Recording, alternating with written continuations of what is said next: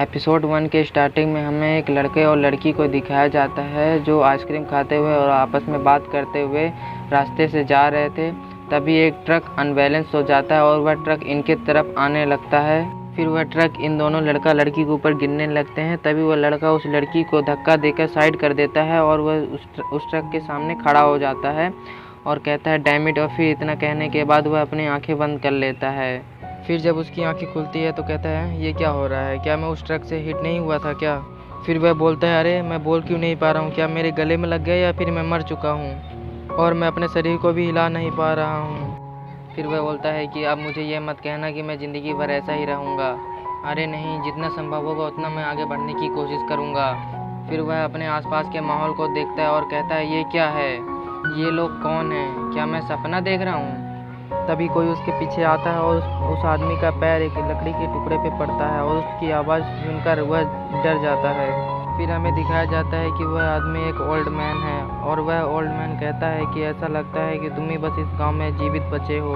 फिर वह लड़का बोलता है कि ये तो चाइनीज़ में बात कर रहा है, लेकिन मैं समझ कैसे पा रहा हूँ। फिर वह ओल्ड मैन कहता है कि ये इसका भाग्य है। फिर वह लड़का उस ओल्ड मैन के आंखों में अपने आप को देखता है और कहता है मैं क्यों बच्चों की तरह दिख रहा हूँ। हमें दिखाया जाता है कि वह लड़का उस बच्चे के बॉडी पे रिनकार्नेट हो गया है और वह ओल्ड मैन उसको उठाकर गोद में रख लेता है। फिर वह ओल्ड मैन उस लड़के को ले जाते हुए बोलता है कि तुम निश्चित रूप से चांगीन से अलग लड़के हो।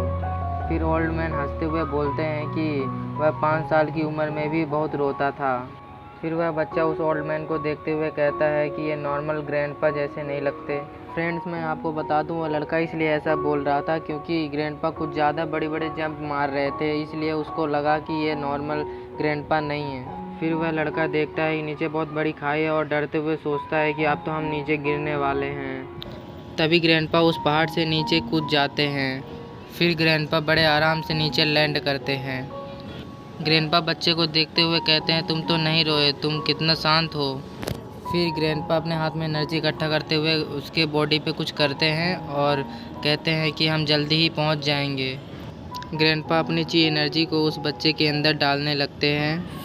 फ्रेंड्स, वैसे तो हमारा ये मेन कैरेक्टर है ये बच्चा, लेकिन हमको इसका भी नाम नहीं पता इसलिए बच्चा ही बोल रहे हैं, लेकिन अब इसे हम एमसी बोला करेंगे। फिर वो बच्चा हमें बताता है कि ये चीज़ ट्रांसफ़र है, जैसे कि किसी की बॉडी में अपना कल्टीवेशन एनर्जी ट्रांसफ़र करते हैं वो वाला है, और ये उसने पढ़ा था पहले के समय पर किसी बुक में।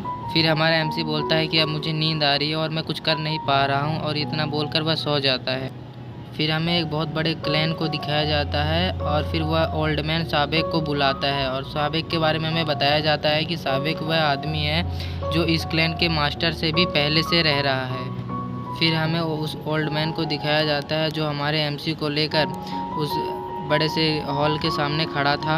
फिर हमारा एमसी उठ जाता है और इधर उधर देखने के बाद कहता है ये मैं कहाँ आ गया हूँ, इतनी बड़ी पहाड़ों के बीच में इतनी बड़ी बिल्डिंग का क्या कर रही है। फिर हमें एक आदमी को दिखाया जाता है जो ग्रीट करते हुए बोलता है कि साबिक, क्या आपकी यात्रा समस्याओं के बिना थी। और हमें पता चलता है कि साबिक उसी ओल्ड मैन का नाम है।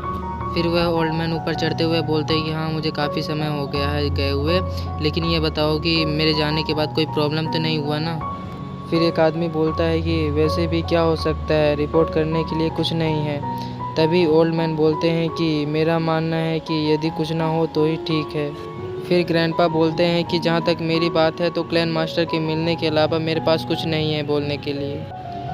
इतना बोलकर जब ग्रैंडपा जाने लगते हैं तभी एक आदमी बोलता है कि आपके बाहों में जो एक बच्चा है वो। तभी ग्रैंडपा बोलते हैं चुंगजीन इसका देखभाल करेगा। फिर एक आदमी बोलता है वो गुनसुन की तरह। तो ओल्ड मैन बोलते हैं नहीं, बिल्कुल नहीं, मैं इसे अचानक से मिल गया था इसीलिए मैं इसे लेकर आ गया।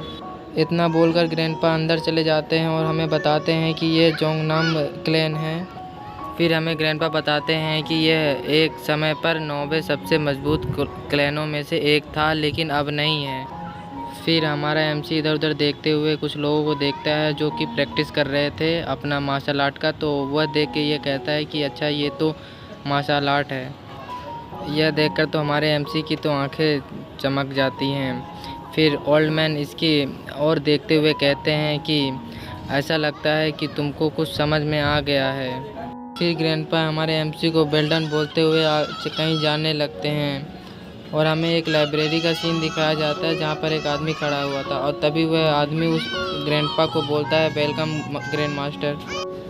तभी ग्रैंडपा उस बच्चे को उस आदमी के ऊपर फेंकते हुए कहते हैं कि पकड़ो इसे। और हमारा एमसी देखते हुए कहता है कि ये तो मुझे फेंक दिया। और वो आदमी उस बच्चे को कैच कर लेता है, हमारे एमसी को। और फिर वह आदमी सोचता है कि ये क्या बच्चा नहीं है क्या। फिर वह ओल्ड मैन उस आदमी से बोलते हैं कि तुम्हारे पास एक भी अप्रेंटिस नहीं है ना। तो वो आदमी कहता है हाँ ये बात तो सही है, लेकिन फिर वह हंसते हुए बोलते हैं कि इसे बना लो, इस बच्चे को। फिर हमारा एमसी सोचता है कि ये लोग क्या बोल रहे हैं, मुझे अप्रेंटिस बनाना चाह रहे हैं। फिर हमारा एमसी बोलता है कि मार्शल आर्टिस्ट को शादी करने की अनुमति नहीं होती, यहाँ तक कि डेट करने की भी अनुमति नहीं होती। यह सोचकर वह बहुत घबराने लगता है। फिर हमारा एमसी बोलता है कि अब मुझे अपनी पूरी बची हुई ज़िंदगी को मार्शल आर्ट सीखने में लगा देना है क्या। ये नहीं हो सकता। यहाँ पर ये एपिसोड ख़त्म हो जाता है।